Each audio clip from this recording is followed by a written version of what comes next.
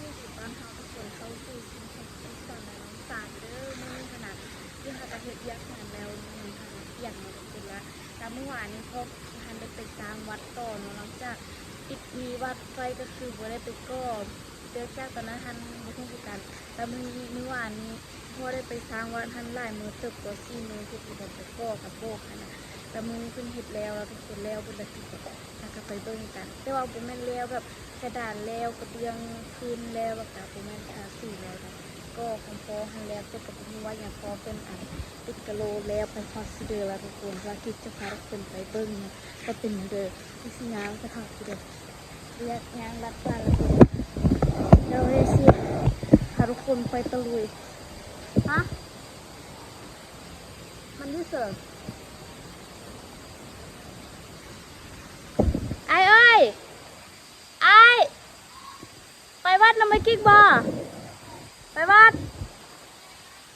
ปาดคำตอบมันบ่แซ่บอันนี้นะต้องเรียนอยู่ไปกินพาทุกคนย่างไปทางนี้แล้วก็ส่งวิวไปพร้อมเลยหนังอะแซ่บนี่ทุกคนนี่ก็คือเส้นทางแถวนาเหือนกุกกิกเนาะอันนี้มันเพิ่งกำลังตีบอกอยู่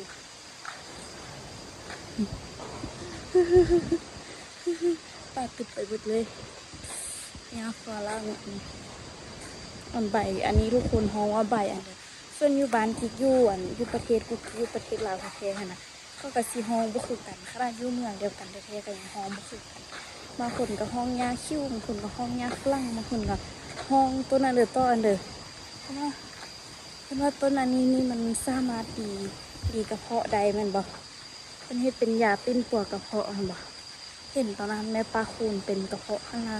เราเอาต้นอันนี้นี่นะหรือว่าเอาฮากมันนี่แหละไปต้มน้ำกินแต่ว่าน้องกุกกิ้งฮัน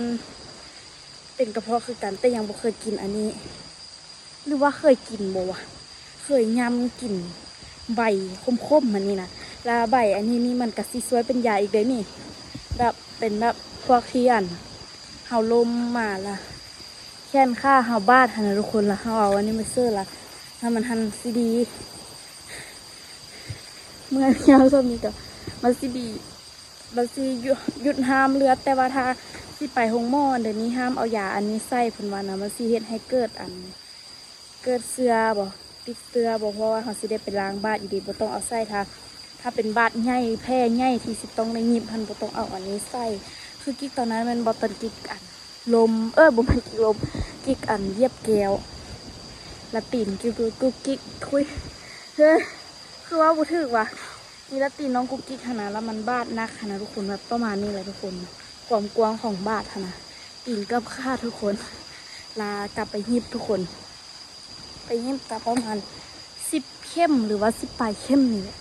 แล้วแม่กิ๊กก้อนอันนั้นท่านตื้นเลือดเด็กทุกคนเพราะว่าเขาพากันตื้นเลือดน้องเพราะว่าบาดแผลให้มันกว้างจนเห็นฮอตกระดูกละแล้วแบบกระดูกมันแตกเลยทุกคนละแล้วก็เลยไปแม่ก็เลยไปหักเอายาอันนี้มาตำแล้วก็มียัดเซ่ตีน้องกุ๊กกิ๊กละก็ไปห้องหมอนี่นะล้างใบอันนี้ออกบอกยังยากที่เจ็บที่สุดก็คือเจ็บใบอันนี้แหละเพราะว่ามันได้ล้างใบอันนี้ออกละแล้วเขาเจ้าซักยาหมื่นไส้ขนาดทุกคนว่าเขาเจ้าซักยาหมื่นไส้น้องกุ๊กกิ๊กทั้ง3 เข็มเลยซักเซ่บอนแบบบอนเข้าห้องวันนี้ได้วะบ้านที่มันบ้านเลิกเองกันมันเป็นเดี๋ยวแต่อันนี้แบบมันเข้าไปแบบบ้านแบบตัวยุ่ทางกลางแบบมันเข้าลึกๆสุดๆนะเพิ่มไม่ซักเสียหันเลยเพราะติดชื่อก่อนในก็คือกิเตะเขาคล้องหันหม้อหันจนเหี้ยหมดเลยแล้ววันนี้หมาละหน้าท่านหม้อนั้นบุค่อยจื้อดีปันได้ละบุจื้อบุหูซ้ำแบบตอนที่กิ๊กไปห้องหม้อขนาดแบบไล่ตีล่างอะไรประมาณ7 ปีที่แล้วตอนนี้กิ๊ก15ประมาณ8 ปีที่แล้วนี่แหละ8 ปีที่แล้วจากการเป็นบ้านเนี่ยทุกคนละในที่ท่านแบบงุดเลยแบบกิ๊กเป็นคนนึงที่แบบเจ็บที่สุดแบบในห้องหมอฮันกิ๊กเป็นคนเดียวที่เจ็บก้นหมู่ขนาดทุกคนแบบกาบถึงกาว่าเจ็บก้นหมู่ดอกแต่แบบคือคนอื่นทันกับเป็นประมาณแบบเจ็บกระเพาะเจ็บอันเดียว บ่เป็นเฮงประเดี๋ยวค่ะทุกคนแบบท่านหม้อขนาดตัวซีมาฮอดคิวน้องกุ๊กกิ๊กทันประมาณโดนเติบก็เลือดกุ๊กกิ๊กจนซีเบิร์ตโตแล้วน้าจะจูดอันเดอร์จนเหลืองหมดละหมอก็ยังบ่ทันมาช่วยแล้ววันนี้มาละมีคนฮู้จักอีแม่ล่ะแต่เพิ่นถามว่าเป็นหยังแต่บอกว่าเหยียบแก้วจนเลยพาเขาห้องฉุกเฉินไปเกือบตุยนะคะเลือดเกือบหมดตัวเพิ่นตามคิวได้แบบตามคิวอีหลีอีหรอเพราะว่าเป็นอันนั้นดิไม่พูดแล้วถึงวัดแล้วค่ะทุกคนนี่วัดงามใช่ป่ะทุกคนว่าวัดงามกุกกิงามแท้ได้วัดนี่นะนี่พี่เสื้อพาทุกคนไปคุณเดอทุกคนเห็นบ่บอลนั้นนะจะบอกปฏิกาโลแล้วทุกคนมันน่าจะพร้อมเข้าอยู่แล้วแต่ยี่สิวะมันอีพอมากองกี่คือบ่เห็นว่ะพ่อก็บนเดี๋ยวพ่อมาก็หรือพ่อมาโบกวะไม่เข้าใจมาก็มาโบกติบโนไปโบกทางหลังวัดติโนคิดว่ามาก็ขันกะแม่นวะผมเข้าใจผิดแล้วนี่คือแบบโอ้ยเนี่ยพอนี้เป็นเฮ็ดวัดแบบเรียบร้อยเลยได้ดีทุกคนพูดนะเพิ่นไปเอาดอกไม้มาประดับประดาทางหน้าอยู่เพิ่นปลูกดอกไม้อยู่ทุกคนนี่นะอ๋อสิขึ้นบ่อย่างพอนี่ไงอ๋อเฮ็ดบอนนี่เนาะนี่อันนี้เพิ่นก็ตัดละอันนี้เป็นประมาณปูแล้วเรียบร้อยแล้วเด้อทุกคนยังแค่ครึ่งอย่าได้อันนี้ยังพอห้ากระปูเรื่องนี้เด้อไปเหยียบคงเพิ่นนี่พระโอ้ยนี่เด้อันนี้เป็นห้องเนาะทุกคนเนาะนี่หว่าที่พ่อมาเฮ็ดเบียกวัดนี่เนาะคิดว่าเพิ่นสิเฮ็ดเป็น4ห้องนอนเนี่ยบ่แม่นว่าเป็นเฮ็ดแต่2ห้องนอนสิเนาะนี่ประมาณนี้เลยทุกคนอันนี้เนี่ยพอเพิ่นติดกะโหลกแต่ว่าอันนี้หากติดใหม่ๆเขาจะบ่เข้าไปนะจ๊ะบ่แข็งดีแต่ก็แบบฝีมือพอใช้ได้อยู่ได้ยังพอนี่ก็ได้น่าจะเป็นสร้างเก่าอันนี้เป็นกะโหลนะคะกะโหลที่เราไปซอกซื้อน้ำกันอันนี้เราต้องปลดเกลือเข้าไปเพราะว่ายังซอกกวดแล้วเรียบร้อยแต่ว่ายังบ่ทันได้บ่ทันได้มาล้างมันดีๆนะแบบถูมันนะทุกคนนี่แต่ว่าก็ใช้ได้อยู่เลยนะถ้าเบิ่งทำความสะอาดเลยมันสิเป็นอะไรแบบอันนี้ล้างน้ำปูนออกไปเลยนะสงสัยเนี่ยพอเฮ็ดยากแล้วเพิ่นก็พักอยู่นี้หรือว่านี่นั้นพอเก็บมาเฮ็ดยากแล้วเพิ่นนอนอยู่นี่ว่ะ นี่วัดไกลสิสำเร็จแล้วเด้อทุกคนไปเทื่อละน้อยเนาะทุกคนเนาะเพราะว่างบบ่ทันพอทุกคนงบบ่ทันพอก็คือสิมีแต่แพดานกับสีทาสร้างประมาณนี้แหละอันที่ยังเข้าบ่ถึงนะส่วนประตูอันเดี๋ยวนี้มีครบเบิดแล้วมั้งประตูอันเดียวประมาณนี้นะนี่ยังแต่หลังยังแต่ติดแพดานทุกคนแพดานเพราะว่างบยังบ่พอเพราะว่าแพดานมันต้องใช้งบหลายแพได้แพดานทุกคนให้คนมาให้ยาพอว่าอย่าบอกเดี๋ยวว่าอย่าพอคนมาเองถ้าเพิ่นหวางกระเบื้องครับงามแหงเป็นไงเพิ่นหวางกระเบื้องไม่งามค่ะทุกคนส่วนประเทศไทยเพิ่นฮ้องว่าปูกระเบื้องใช่ไหมคะส่วนประเทศลาวเพิ่นฮ้องว่ากะโลเนาะเป็นประมาณนี้ทุกคนว่าโอเคอยู่บ่อย่างประมาณยังจักเปอร์เซ็นต์เนาะถ้าเขาเจ้ามาติดป้องเยี่ยมเซอร์นี่ก็ถือว่าเข้าพักได้เลยทุกคนนี่งามแล้วทุกคนวัดน้องกุ๊กกิ๊กวัดบ้านน้องกุ๊กกิ๊กนั่นนี่ไงเดี๋ยวกุ๊กกิ๊กขอถ่ายรูปก่อน1 2 3อยู่กันหัวเมื่อกี้นี่ทุกคนอันนี้ก็สิเป็นประมาณ ทางหน้าของวัดนะทุกคนเนาะที่เดี่ยวเข้ามานี่งามมาเลยทุกคนคือเป้าหมายตัวเพิ่นตั้งไว้ที่คือมานะเพิ่นมาเพิ่น เพราะว่าเพิ่นสิเฮ็ดเป็นประมาณว่าเพิ่นเป็นพญานาคออกมาสิบ่ประมาณนี้คือว่าเพิ่นสิเฮ็ดเป็นพญานาคออกมาแล้วเพิ่นนี่คือการตามงบที่ได้มาทุกคนตามงบที่ได้มาที่จะมาสร้างวัดเนาะทุกคนเนาะเฮ็ดตามงบเนาะทุกคนเนาะเพราะว่าบ้านของเฮาก็แบบงบบ่ค่อยมีงบหลายนะทุกคนเนื่องจากว่าแบบเป็นยามบุญยามศีลแล้วก็เป็นยามด้วยแต่ว่ายามบุญบ้านจังซี่แล้วทุกคนจึงมีเงินมาเฮ็ดวัดจังซี่แล้วก็แบบดนๆจึงได้เก็บเงินทางบ้านของบ้านเฮาเพราะว่าบ้านเฮาก็บ่ค่อยมีบ่ได้มีบ่ได้มีคนมีเงินปานนั้นนะทุกคนเลยแบบบ่ทันได้สร้างวัดสำเร็จเพื่อนะแล้วก็ที่เห็นวัดงามๆอยู่นั้นเนาะทุกคนเนาะก็ย้อนพี่ๆ FC ย้อนลุงป้าน้าอา FC ทุกคนเนาะที่ให้การซัพพอร์ตอย่างดีเนาะทุกคนเนาะเลยได้มีวัดบ้านห้วยม่วงที่งามแบบนั้นเนาะทุกคนเนาะอันนั้นเพิ่นฮ้องว่าเป็นกุฏิแม่นใช่มั้ยล่ะถ้าคิดว่าพี่ก็ขอโทษนำเด้อทุกคนมื้อนี้แม่พี่บ่ได้มาเป็นขาที่อยากอันนั้นเป็นกุฏิแม่นอันนี้หรือว่าอันนั้นมันเป็นอารามเป็นหยังอย่าดราม่าเด้อคิดบ่ฮู้ แล้วก็คือเป็นประมาณนี้เลยเนาะทุกคนเนาะก็สิได้สำนึกกับวงมันง่ายๆเลยเด้อขอบใจหลายๆเด้อที่นี่ผู้ใหญ่ใจดีใจบุญใจเสียทานมาช่วยสร้างวัดบ้านห้วยม่วงเนาะทุกคนเนาะก็ที่มีทางด้านประเทศไทย USA แล้วก็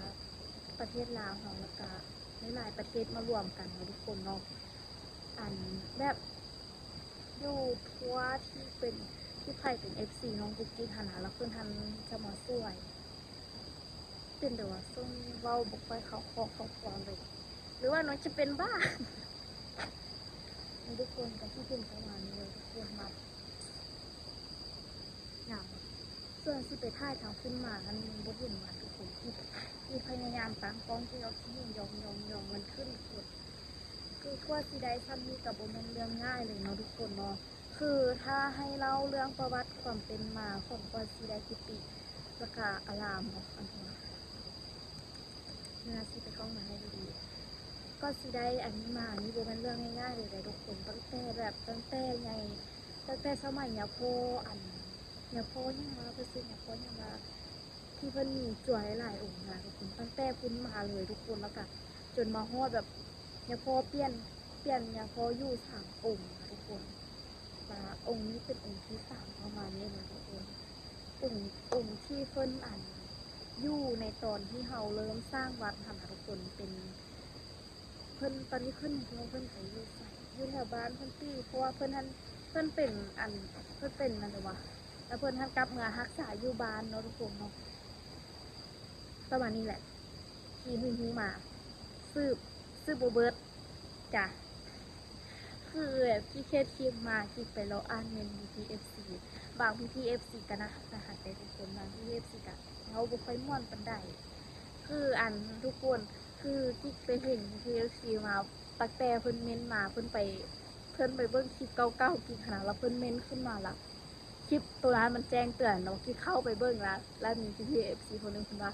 ยังจำคลิปนี้ได้อยู่ไหมหนูกิ๊กเพิ่นว่าสั่นคือแบบโอ้พี่เอ้ยคือแบบบน่าเชื่อว่าตัวเองสิใหญ่น่าเชื่อว่าตัวเองสิใหญ่อีหลีพอทุกคนแบบโอ้กูโตมาได้ยังไงอ่ะคือแบบตัวเองใหญ่มาได้จังได้วะแบบตั้งแต่ตอนคือเปิดคลิปมันบอกว่าแบบค่านี้อ่ะตอนอายุ11 ปีตอนนี้อายุ15 ปีบน่าเชื่อว่าตัวเองอัพคลิปลงทุกมือล่ะแล้วโบนาเชื่อว่าเวลาสิผ่านไปไวขนาดนั้นแบบ คืออาชีพของกุ๊กกิ๊กมันกับบริยากแล้วมันกับบริยากแต่ทุกคนแต่ว่าแต่ละมือต้องหาคอนเทนต์หนึ่งบ่มีคอนเทนต์หนึ่งก็คือของกุ๊กกิ๊กนี่แหละเด้มีอันมาอัพให้พี่เอฟซีเบิ้งเนาะเดี๋ยวกุ๊กกิ๊กไปต่อตัวเก้ากับทุกคนฟังพี่เอฟซีเพิ่นก็บอกว่ากุ๊กกิ๊กขนาดเว้ากลับไปกลับมาละม่วนดีเพิ่นว่าเว้าละมันตลกดีเมื่อกี้ก็เลยกิ๊กอยากบอกพี่เอฟซีว่ากิ๊กขนาดขยักเว้าคือคนอื่นเลยทุกคนแบบเว้าแบบเว้าให้มันเข้าใจคือคนอื่นขนาดแต่แบบกิ๊กก็เป็นคนนึงที่เข้าใจยากนะทุกคนแล้วก็เลยให้ทุกคนติดตามกุ๊กกิ๊กจนให้กุ๊กกิ๊ก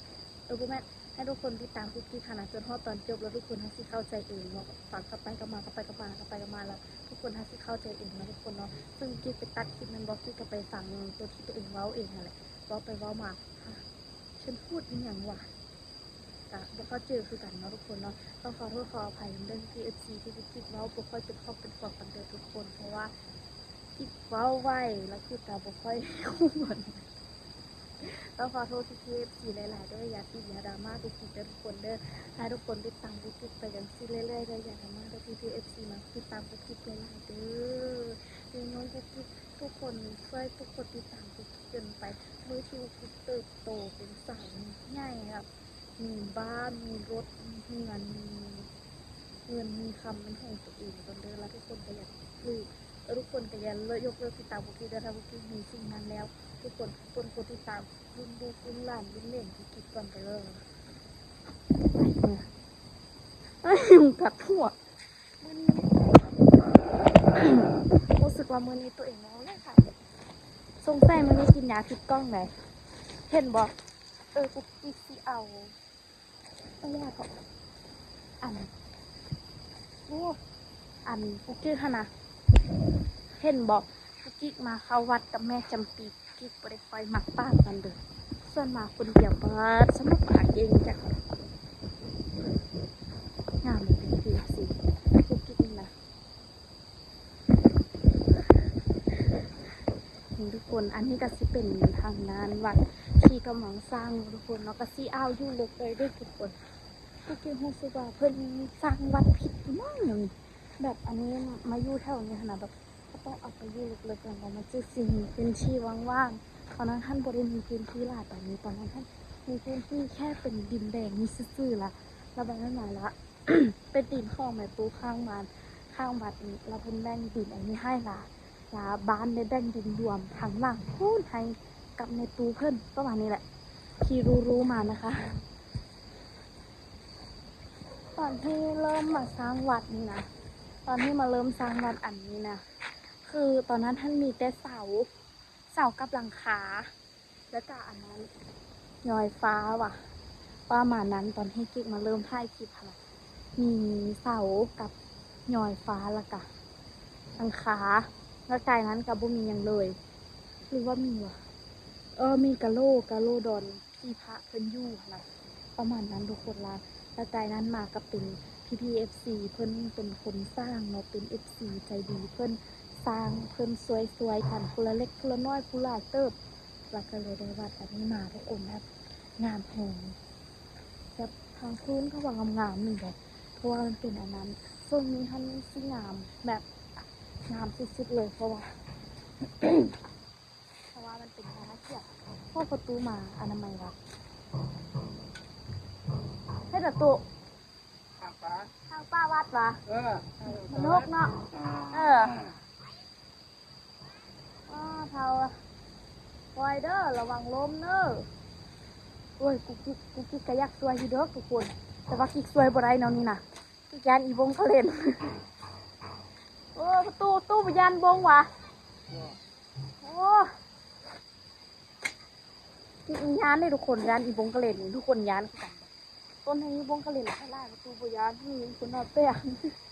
ไม่ประตูปยันเลยถูกคนไหมก็เก่งแต่ว่าพี่น้ำมาเบิ้งดูประตูพี่น้าเขาเบิ้งหน่อยดูโอ้รอคือเก้ารอคือเก้าเนาะปาดเอ้ยยานอีบงหาบงกระเล่นตุยตายเยอะๆน่ะบอกเขากับโบเฮ็ดคือการทำว่าไปก่อนบัดนี้ประตูเสียไปทิมกันเดี๋ยวนี้